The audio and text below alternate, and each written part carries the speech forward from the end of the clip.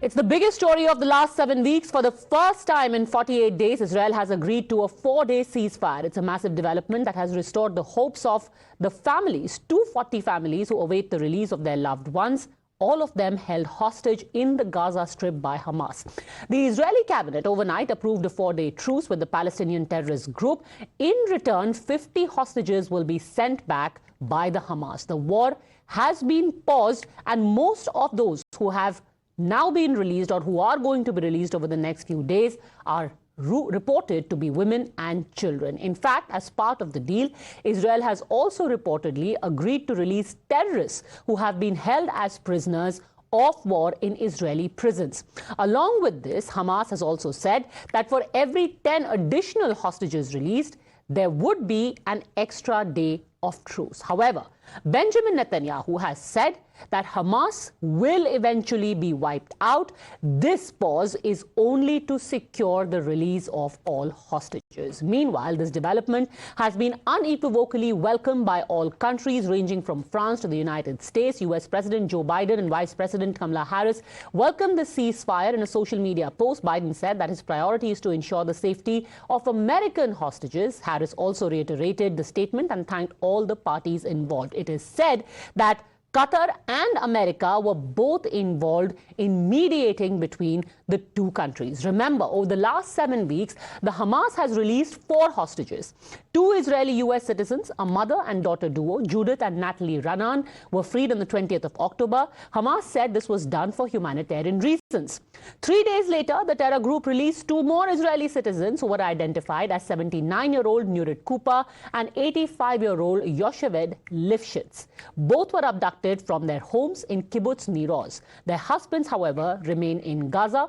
In fact, the Israeli army also managed to secure the release of one of their own female Israeli soldiers. So far, 5 people have come back among the 240-plus hostages who were taken away by Hamas. But what are the details? What is the breakup of this exact deal that has been struck? Let's take you through the nuts and bolts of this entire deal. First up, let's talk about the release. What is Israel going to give and what is Hamas going to give in return? So first up, let's focus on what the release by Hamas is going to be like. 50 of the 250 hostages with Hamas are to be released at first. In return, Israel is going to set free 150 Palestinians who are currently in Israeli prisons. Next, the Hamas has said that at least 10 of the hostages will be released per day. So every day they are going to send out 10 hostages from the Gaza Strip. Israel has already listed 300 Palestinian names, those who are eligible for release. Now, the truce is to be extended if an additional 10 hostages are released per day. So far they are saying we'll release 10 people per day. Israel has agreed to 4-day truce, but if they extend another 10 hostages per day, then that 4-day period may go even further.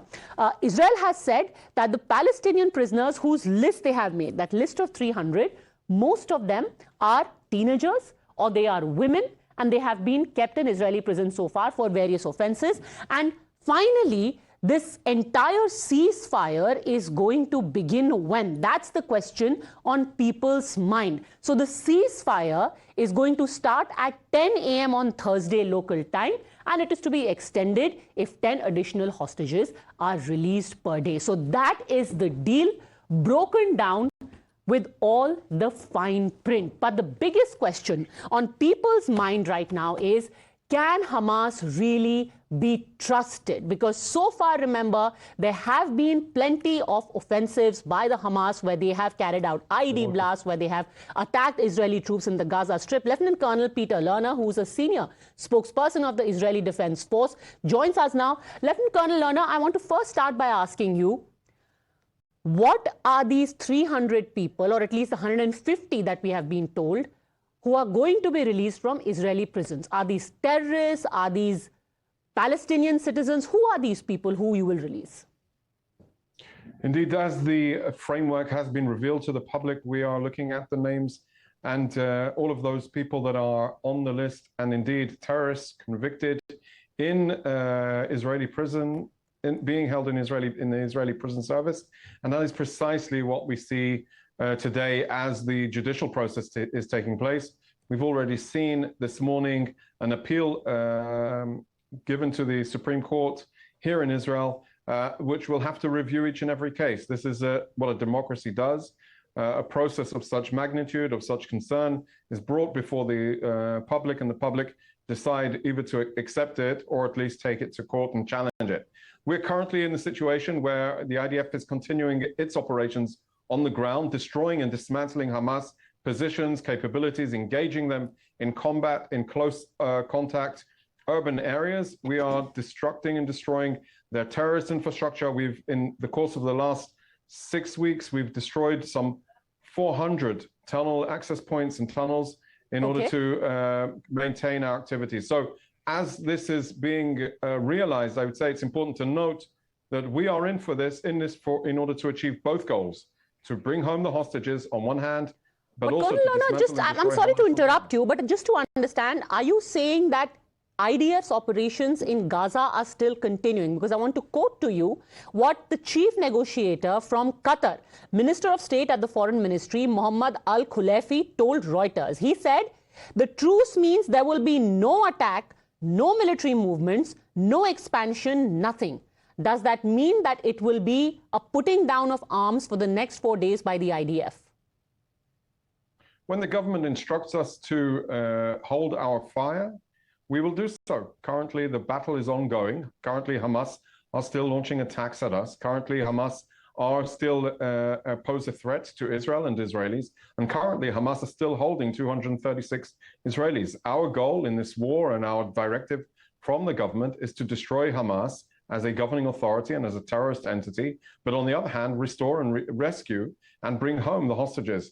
The agreement, the framework that has been published to the public overnight sets forward a route to bring home some of those hostages, the women and children, as Hamas have said. We have to wait and see what is actually delivered. But of course, our goals as the military remain the same. But tell me this, how can there be any exchange of human beings while there is active shelling and firing still going on in that area? As I said, it's important to note that the ceasefire, the hold of fire, has not been issued to the IDF at this point. We're still waiting for the completion of the judicial process. And once we receive an instruction to hold fire, we know how to do it immediately. That is what the IDF does. We're a professional military. We know how to hold fire and we know how to advance at the request, at the demand, at the instruction of our government. This is the reality. This is what we're facing currently. You know, I think it's important to stress that the battles that are ongoing are part of the war, are part of the effort to dismantle and destroy Hamas, because we all understand, and any decent person recognizes the need for Hamas to go. And I would say Hamas, at the end of this war, need to go. Now you've had plenty of political reactions coming in from within your country. The Otzma Yehudit party chief, Ben Gvir, called this deal a dangerous precedent that repeats past mistakes. It's likely that he was referencing what happened in 2011, the Gilad Shalit deal, in which 1,000 terrorists were freed in return for one IDF soldier. Don't you think this will end up emboldening the Hamas? Of course, the government have their deliberations. This is the strength of Israel's democracy, where everybody has an opinion and has the ability to voice that opinion. Our role as the IDF is to implement the government directive, and the government directive is twofold. At this stage, destroy Hamas, dismantle their capabilities, and bring home the hostages. That is our focus, and not what one individual minister says to another in the process of the political discourse that takes place. Okay, I just want to break for our viewers what the Indian Prime Minister said. He was, of course, making his opening remarks at the virtual G20 summit. He reacted to this deal that has finally been struck after more than 7 weeks between Hamas and Israel. Let's listen in to Indian Prime Minister Narendra Modi. आज हमारा एक साथ आना इस बात का प्रतीक है कि हम सभी मुद्दों के प्रति संवेदनशील हैं और इनके समाधान के लिए एक साथ खड़े हैं। हम मानते हैं कि आतंकवाद हम सभी को अस्वीकार्य है। सिविलियंस की मौत कहीं भी हो निंदनीय है। आज हुए हॉस्टेजेस के रिलीज के समाचार का हम स्वागत करते हैं। उम्मीद करते हैं कि सभी हॉस्टेजेस जल्दी रिहा हो जाएंगे। मानवीय सहायता का समय से और निरंतर पहुंचना आवश्यक है। यह सुनिश्चित करना भी जरूरी है कि इजरायल और हमास की लड़ाई किसी तरह का क्षेत्रीय रूप धारण न कर ले। आज संकटों के जो बादल हम देख रहे हैं, वन फैमिली में वह ताकत है कि हम शांति के लिए काम कर सकते हैं। मानवीय कल्याण के दृष्टिकोण से हम आतंक और हिंसा के विरुद्ध और मानवता के प्रति अपनी आवाज बुलंद कर सकते हैं। Now, Lieutenant Colonel Lerner, I want to ask you as a military man. Now, in the public eye, it would seem, look, the Hamas has fulfilled their part of the deal. They have sent back the hostages. But yet Israel is going on pounding the Gaza Strip, causing civilian casualties, attacking hospitals. Will that not mount even more international pressure on Israel? How will then you continue to justify your actions in Gaza now that your citizens are back or will be coming back as promised? So I think I need to clarify some of those statements you just made. Of course, IDF is not pounding Gaza. We are taking out Hamas terrorists.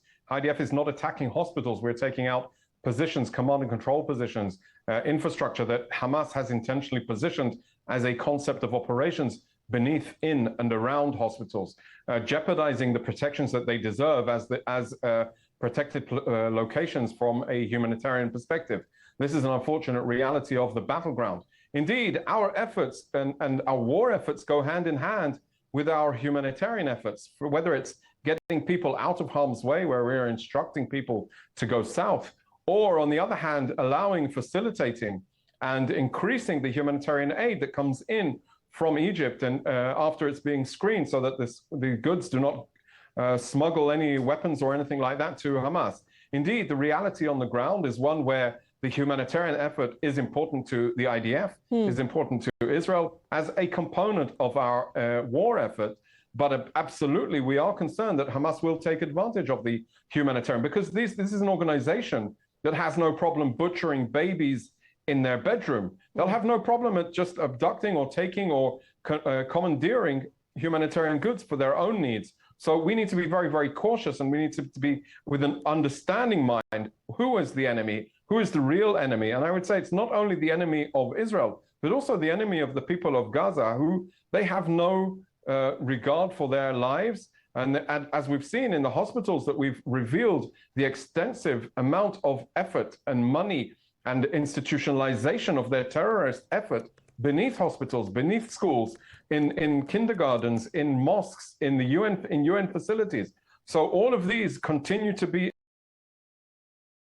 by Hamas initially. Exactly. But I would say our role is to mitigate the civilian impact. But again, I want to play out for you and our viewers this video that has just been released by the Hamas propaganda machinery, where they have put out this video, how they ambushed Israeli soldiers with IEDs. I just want to play this out and I'll come back to you, sir.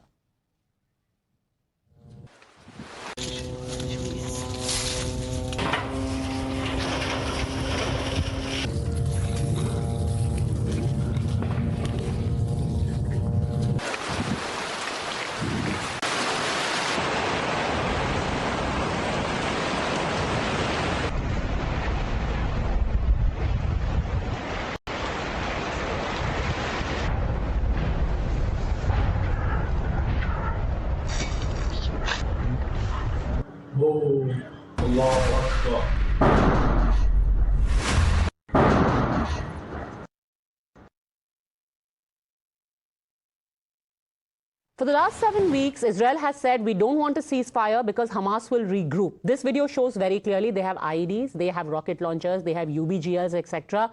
What changed now? This will give them the chance to replenish and regroup. So I think there are two components here that we have to acknowledge about this. First of all, what you said, Hamas propaganda video. So we need to take into consideration that this is a vast exaggeration, and you can even see how the detonation is replayed in order to exasperate that. So we don't even know what this reality is. Of course, that might well have been a detonation against Hamas, a terrorist tunnel that is taking place, and these are the types of things that we're doing. And the second thing, which I think is also important to note on these propaganda videos, is they aren't wearing uniforms. They're all wearing sandals and jeans and T-shirts. This is not a military. These are cowards that are hiding within the civilian arena. Our role and our goal is to destroy and dismantle them. Thousands of terrorists, Hamas terrorists, have been killed in this war so far, and we are determined to make sure that they never wield that power. You know, our mobilization into Gaza, our mobilization into Gaza is to take the war precisely to them so that they cannot enter our towns, our kibbutzim, our villages in the south of Israel and conduct the atrocities that they conducted against our people, the crimes that they conducted against our people, the viciousness that they conducted against our people will never be allowed to happen ever again. Lieutenant Colonel Lerner, thanks very much for speaking to us. Best of luck to you and the Israeli people. Let's hope that the hostages come back safely. Meanwhile, grim news coming from back here in India. An encounter is underway in the Kalakot area of Jammu and Kashmir, where armed forces and terrorists are exchanging fire. 2 captains of the Indian Army and 2 Jawans have been killed in action. This is grim news indeed. From Kalakot, I believe my colleague Pradeep Datta has just sent us this report from Kalakot, but that is the information that we are getting is that there are 2 captains, which means 2 officers, and 2 Jawans have so far been killed in action. There was an exchange of fire. There was a tip-off that the armed forces got about the presence of terrorists in the area, and subsequently a team was sent in for reconnaissance. They came under fire, and 2 officers and 2 Jawans have been killed in that exchange of fire. Let's get Pradeep on the line for a quick update on that. But these are, of course, deferred visuals which we have from earlier in the day from the Kalakot area. It's still not clear just how many terrorists are believed to be holed up in that area, but what we can confirm to you is that 4 soldiers have been killed in action. Pradeep is joining us live. Yes, Pradeep. Yes, Padmaja, very unfortunate incident that 4 soldiers, which includes 2 captains, have lost their life in this encounter here in Teriat Forest Belt in Kalakot. It was today morning they got information about presence of 2 terrorists in that area. Immediately after that, the Joint Operation Party, they cordoned that area. While the cordon was being laid, that was the time when the terrorists opened fire on them. In ensuing gun battle, 1 captain and 1 soldier was martyred. And short while back, 1 more captain and 1 more soldier lost their life in the ensuing gun battle. And right now, additional reinforcement has been called. They are trying to properly cordon this area so that these terrorists do not manage to flee from this belt.